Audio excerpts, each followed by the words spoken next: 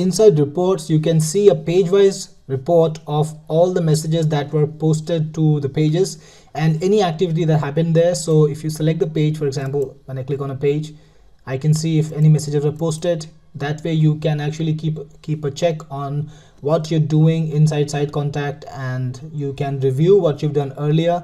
And if you want to clear any reports, if you've accumulated a lot of data and you want to clear it, click on clear all, and all the reports will be deleted.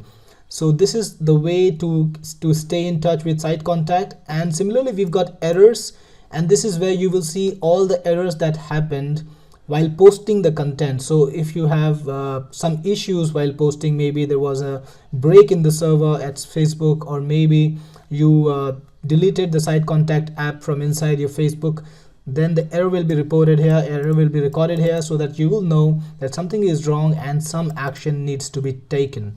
Finally, you've got help, and this is where you will see all the tutorials that we've built, so that you can go and check whatever is happening inside Sitecontact, whatever you need help with, you can go and check the tutorials, learn what you need to learn, and use Sitecontact for the maximum benefit.